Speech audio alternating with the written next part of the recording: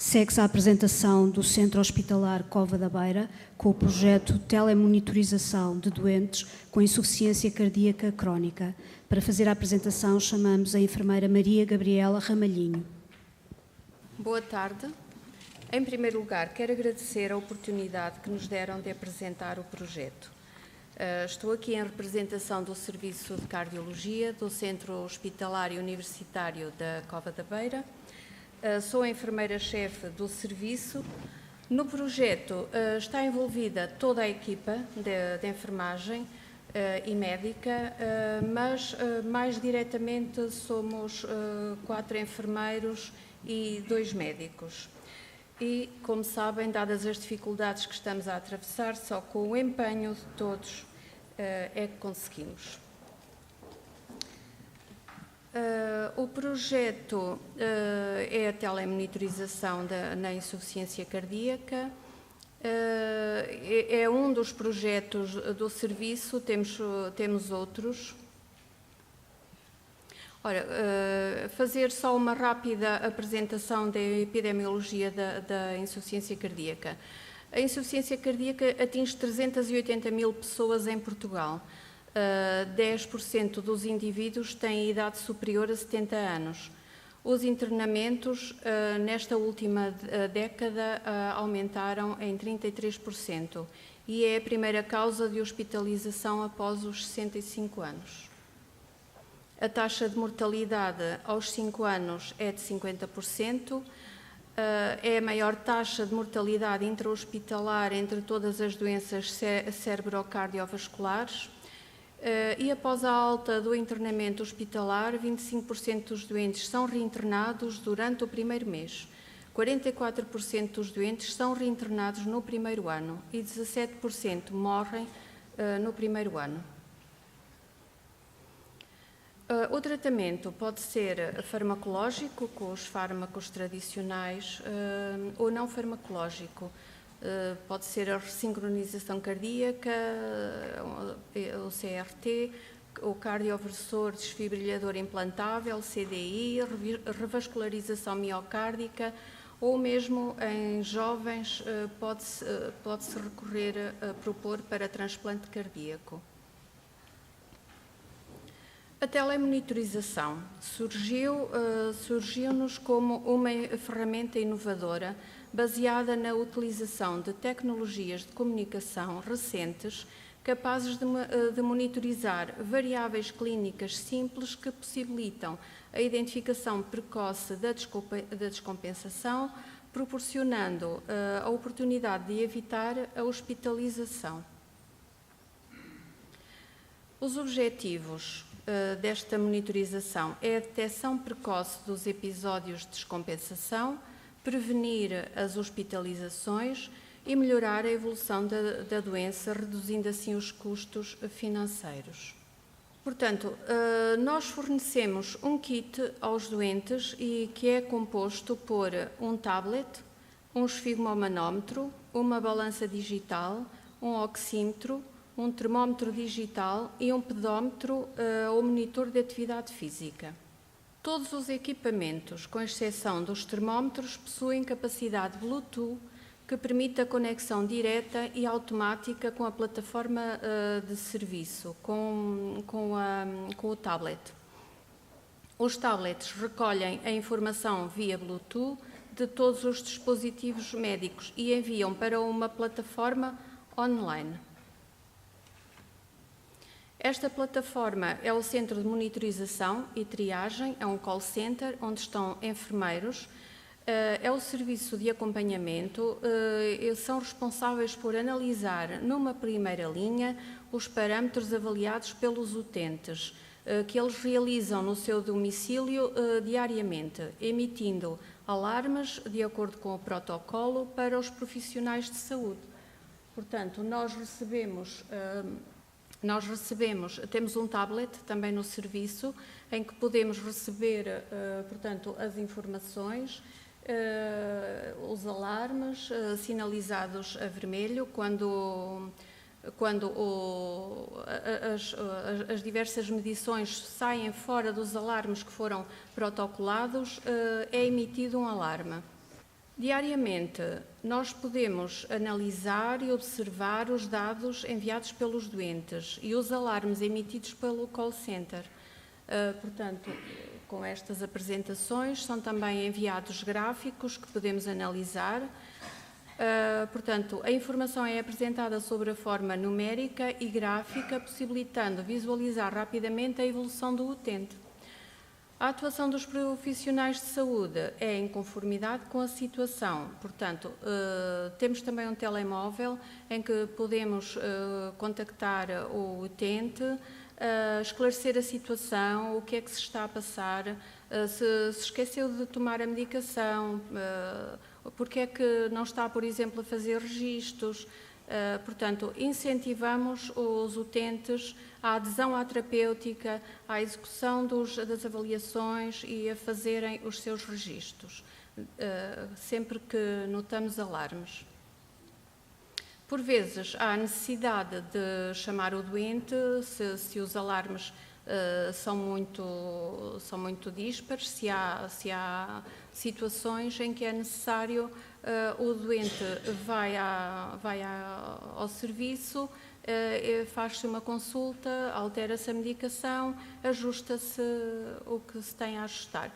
Também recebemos frequentemente, quase diariamente, informações acerca dos doentes, porque o call center, quando alguma coisa está fora dos parâmetros, ou porque não há medições, por exemplo, porque o doente está internado, avisa-nos. E avisa-nos também, por exemplo, temos aqui neste primeiro doente um senhor que aumentou de um dia para o outro 10 quilos e, portanto, está em descompensação ou em vias de descompensação e, portanto, são alertas que recebemos diariamente e sobre os quais nós vamos atuar, contactando os doentes.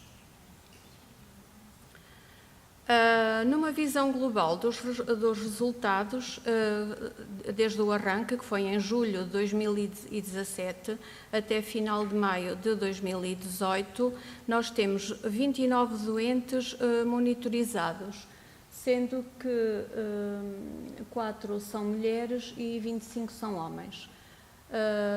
Temos ali a quantidade de medições que foram feitas e 1993 foram relacionados com parâmetros fora dos limites. Temos também uma estatística de quais as alterações das medições dentro dos limites padrão e fora dos limites padrão. Portanto, a que mais sai com mais frequência dos limites padrão é a tensão arterial, o peso, a oximetria e o pulso. Também a temperatura, porque são doentes que fazem infecções, principalmente respiratórias, com alguma frequência. Neste momento temos 31 doentes telemonitorizados, 24 já concluíram um ano.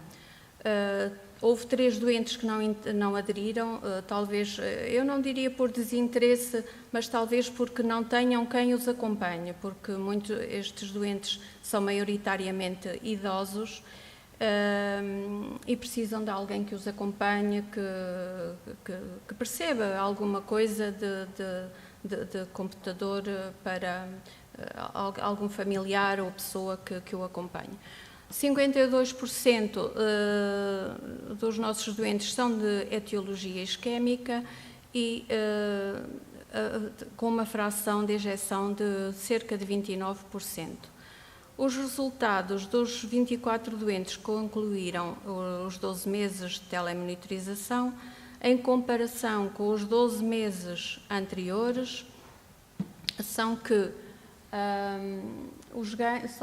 são ganhos em saúde.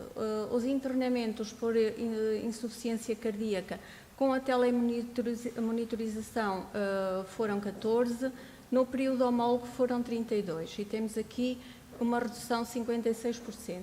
Nos dias de hospitalização foram, com a telemonitorização, 156, no período homólogo 286, menos 45%. Os episódios de urgência reduziram bastante e houve apenas num ano, para estes doentes, 4 episódios de urgência, uma redução de 89%. Portanto, houve um senhor que faleceu, bastante idoso e muito descompensado. Portanto, a progressão deste projeto foi um crescimento sustentado com a integração gradual de novos doentes. 69% dos doentes têm mais de 70 anos. Os alertas fora dos limites foram definidos, representam 6% no total de medições. Foram realizadas uma média de 5,2 medições diárias por doente. Verifica-se uma estabilidade na evolução do número de medições por doente. A taxa de mortalidade no primeiro ano foi apenas um doente, felizmente. Mas temos aqui os ganhos, que foi a redução do número de internamentos, a redução dos dias de internamento, a redução dos episódios de urgência. Portanto, ganhos em saúde. Temos feito um acompanhamento permanente dos doentes que não seria possível de alcançar de forma nenhuma da forma tradicional. Uma efetiva melhoria da informação clínica em relação ao estado de saúde dos doentes. Damos uma resposta atempada pela equipa clínica na sequência dos alertas. Há um reforço da ligação entre os profissionais de saúde e os doentes. Conhecemos-los todos, eles conhecem-nos e já nos chamam pelo nome e nós a eles. Há um aumento da capacidade de monitorização remota dos doentes e uma gestão personalizada de casos de alto risco e crónicos. Há um papel mais ativo dos doentes, passando o próprio a reconhecer e a visualizar que o seu estado de saúde tem impacto no seu estilo de vida e na autogestão da sua condição crónica. Há a promoção de uma visão de cidadania para a saúde centrada na corresponsabilização dos doentes no processo e não simplesmente como destinatário deste. Obrigada, mais uma vez. Muito obrigada pela apresentação, que se conteve dentro do tempo, que agradecemos, e muito obrigada pelos resultados obtidos. Eu ainda não questionei aqui os colegas se têm alguma questão. Dr. Delfi, eu tenho uma pequenina questão, porque não consegui, o projeto de facto é muito interessante, e são projetos que têm nascido nos hospitais e que são de aplaudir. Eu só não consegui, da sua apresentação, da apresentação da colega, perceber o tipo de contacto que fazem com o doente para além da monitorização, ou seja, presumo que seja telefónico, mas qual é a regularidade? O que eu queria identificar era o volume de contactos telefónicos, o volume de ocupação, no fundo, dessa equipa de enfermagem na sequência da telemonitorização. Portanto, quando recebemos os alertas, eu recebo no meu telemóvel, no mail, os alertas do call center. E quando vemos que são situações, e o médico também, portanto, somos 4 enfermeiros, eu e mais 3 enfermeiros no serviço que recebemos os alertas. E os médicos também recebem. Portanto, e nós contactamos, normalmente é o médico, ou se ele delega nos enfermeiros, posso ser eu ou outra, a contactar o doente por telefone para saber o que é que se passa e caso se analise que é necessário vir ao serviço, vem ao serviço, faz uma consulta e verificamos... Portanto, vem diretamente ao serviço, exato, não entra pela urgência. Exato. Vem diretamente ao serviço para mais uma consulta. E sim, tem alguma ideia que nos possa dar para o número de doentes que apresentam 28, não é? Estamos com 31 neste 31. Já estamos com 33. 29. Quantos telefonemas fazem por dia? Tem uma ideia? Não se chega a fazer só um telefonema por dia. Não são assim tantos os alarmes, felizmente. Posso dizer uma coisa que nós temos verificado e que mesmo a família nos refere. Os doentes estão muito mais preocupados em fazer a terapêutica, porque nós recebemos um alerta. Por exemplo, um senhor como este que tínhamos aqui o exemplo, que aumentou de 10 quilos de um dia para o outro, e nós ligamos ao senhor António, então o que é que se está a passar? Tem tomado a medicação? Ai, não, já há 2 ou 3 dias que me esqueci de tomar, ou porque, principalmente os diuréticos, que é o nosso problema. O diurético, pois aquele comprimido branquinho que faz-me urinar, e eu não posso, senhor António, mas está a aumentar de peso, está a descompensar a sua situação, vai-se agravar, um dia destes está cá internado outra vez. Pronto, esteja descansada, eu vou começar. Portanto, a adesão à terapêutica tem sido fantástica. Mesmo os familiares nos referem. A satisfação dos doentes, referem-nos mesmo que a qualidade de vida deles melhorou. O facto de terem a pulseirinha que mede os passos e que transmite, alguns dizem, eu estou a andar mais. Eu cada dia dou mais uns passinhos e pronto. Neste tipo de doentes é um ganho fantástico. Obrigada. Porque acomodam-se muitas vezes. Muito obrigado. Bom, o júri, se isto fosse no voto de sala, tinha aqui uma buzina e estava virado para a assistência, não é? Mas, enfim, muito bem. Vamos lá ver, o que é que nós estamos aqui a avaliar? Estamos a avaliar 2 variáveis fundamentais, que é inovação e replicabilidade em outras instituições de saúde. Portanto, de que forma é que inovamos? E na inovação tem a ver com acesso, segurança, qualidade e os resultados. E como é que replicamos para outras instituições? E aí a questão dos custos é fundamental.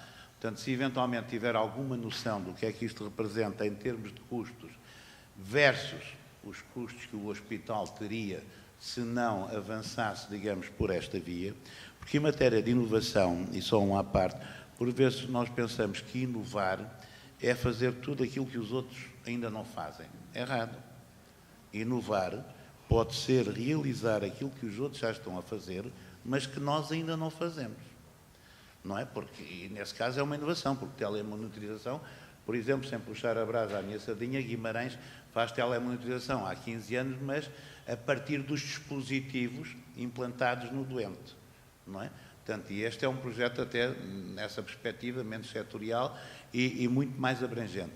Finalmente, para além da questão dos custos e da replicabilidade que pode ter em relação a outras instituições, quando falamos de doença crónica, um dos resultados que é extremamente importante medir é a taxa de reinternamento.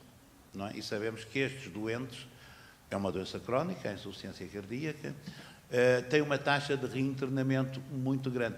Será que sentiram alguma flutuação, alguma diminuição nas taxas de reinternamento? Bem, sei que internaram menos doentes, mas dos que internaram, se mediram a taxa de reinternamento do internamento clássico versus, digamos, esta monitorização domiciliária. Muito obrigado.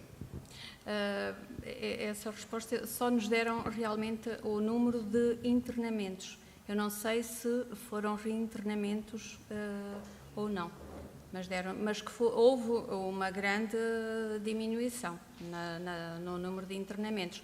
Quanto à replicação, portanto, nós candidatámos-nos a um projeto, foi uma candidatura, portanto, o projeto é financiado pela nós, pela Opcare. Estava aqui ao início, eu não falei porque estava preocupada com o tempo. Não estar a gastar mais tempo com coisas que eu pensava que não seriam tão importantes, mas que podemos voltar atrás e eu posso dizer, mas é a nós que está... É um projeto financiado pelo Centro Hospitalar, pela nós e pela Opcare. Muito obrigada e muitos parabéns. Eu aproveito só antes, se temos alguma questão na plateia, alguma dúvida? Bom, nesse caso, mais uma vez, parabéns pelos resultados e pelo entusiasmo e passamos então ao terceiro candidato, por favor. Muito obrigada.